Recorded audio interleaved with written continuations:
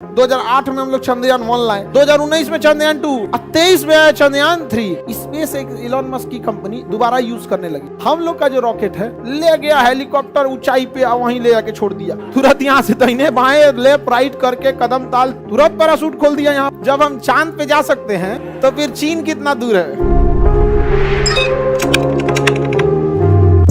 हाल ही में नासा ने अपने किस मिशन के लिए पहली महिला तथा अश्वेत पुरुष का चयन किया है? आर्टेमिस 2 ये चंद्रमा पर जाएगा। ये मिशन कहां जाएगा? चंद्रमा पर। नासा के पास पैसा की कोई कमी नहीं है। हम लोग के यहाँ पैसा का कमी हो जाता है, वरना देखिए हम लोग में 2008 में हम लोग चंद्रयान 1 लाए, 2010-12 में 2 ले आना चाहिए, 13-14 में लेके आना चाहिए चंद्रयान। इतना लंबा गैप होता है जी, 15 साल का गैप। आप खुद सोचिए, 15 साल का गैप होता है। 2008 में चंद्रयान 1 जबकि सक्सेस हो गया था, 2019 में चंद्रयान 2, 23 में आया चंद्रयान 3। खैर ये तो जल्दी आ गया। चंद्रयान 2 और 3 में दिक्कत उतना नहीं हुआ, लेकिन चंद्रयान 1 और 2 के बीच में 10 साल का गैप।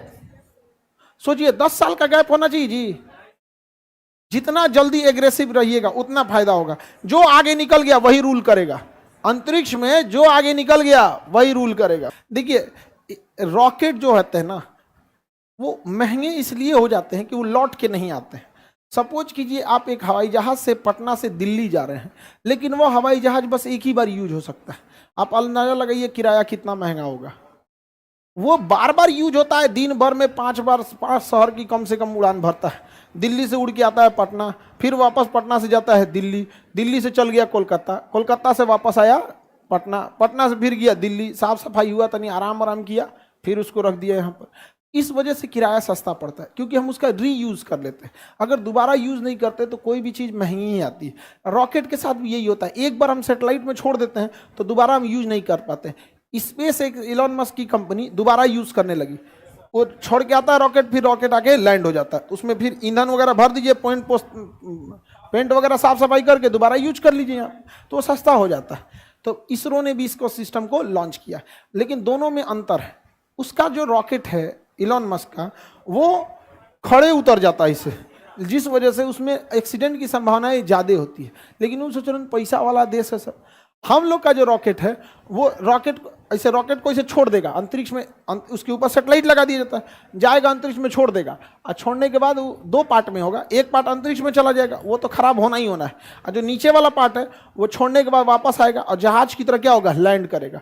ऑटोमेटिक जहाज की तरह क्या होगा, लैंड करेगा रनवे पर। तो कर्नाटक के चित्रदुर्ग एयरबेस पर वायुसेना को बुलाया गया और DRDO ने कहा कि देखिए हमें कोई धोधड़ मशीन बनाए हैं, ये क्या है आपको मतलब नहीं है, इसको अपने हेलीकॉप्टर में टान लीजिए और ले जाकर अंतरिक्ष में हवा में उड़ाइए और कहीं ले जाकर छोड़ दीजिए।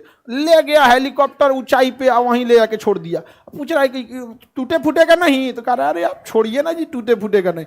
जैसे उसको छोड़ा गया हवा में होगा, उसका सेंसर ने भांप लिया, तुरंत विंग्स उसका निकल गया बाहर। विंग्स क्या हो गया, बाहर निकल गया। उसका ऑटो पायलट तुरंत GPS से कनेक्ट हो गया कि हमको जाना कहाँ है। उसको बता दिया गया था, पहले ही गूगल मैप दे दिया गया था, इधर मुड़ो। उसका मुंह वो पट्टी करके छोड़ी थी इसरो एयरफोर्स, तुरंत घूम गया, उन्हें नहीं जी इन्हें जाना है यहाँ पे। तुरंत यहाँ से दाहिने बाएं लेफ्ट राइट करके कदम ताल चाल धीमा करके एयरपोर्ट से लाइन अप कर लिया और अपना चक्का बाहर निकाल दिया और उतर गया एयरपोर्ट पर। एयरपोर्ट पे उतरा तो इसका स्पीड बहुत ज्यादा था, देखा कि अरे बाप रे तो हम हिल जाएंगे एयरपोर्ट के आगे, थुथुर लड़ जाएगा मेरा। दाएं से पिछवाए को पैराशूट खोल दिया, तुरंत पैराशूट खोल दिया यहाँ पे और उतर गया, पूरा सक्सेस हो गया हम लोग का। तो हम लोग के रीयूजेबल रॉकेट में एक्सीडेंट की संभावनाएं कम है। समझ में आ गया कि नहीं आ गया? तो देखिए जरूरत के हिसाब से हम लोग के पास क्या है ना कि अगर ज्यादा पैसा लॉस होगा ना, तो फिर जो मंत्रिमंडल है या जो सरकार है वो इसरो को लगेगा कि अरे यार इस पे पैसा बहुत बर्बाद हो रहा है, तो वो लोग भी उसी हिसाब से सोचते हैं। समझ में आ गया कि नहीं आ गया? तो किसके सहयोग से हुआ है? एयरफोर्स ने चिनूक हेलीकॉप्टर में लादा और टांग गिरा दिया उसको। एयरफोर्स वाला परेशान थे, कौन ची गिरवा रहा है हमसे, लेकिन बाद में क्या हो गया, सक्सेस हो गया यहाँ पर। समझ में आ गया? तो अब देखिए इसरो है, ये रॉकेट किसका है? इसरो का। हथियार बनाती है DRDO, लॉन्चिंग के लिए किसे बुलाइए? एयरफोर्स। किसे? एयरफोर्स। समझ में आ गया कि नहीं? इंटीग्रेटेड होते हैं सब। तो आप ये मत समझिएगा कि अंतरिक्ष कार्यक्रम सेना के काम में नहीं आएगा। अंतरिक्ष में वही रॉकेट होता है जो सीधा जाता है। क्या दिक्कत है, उसको टेढ़ा कर देंगे चल जाएगा कहीं और नहीं समझ आया? अरे जो अंतरिक्ष में जा सकता है बगल में जाने में क्या दिक्कत है? जब हम चांद पे जा सकते हैं तो फिर चीन कितना दूर है? समझ में आ गई ना क्या?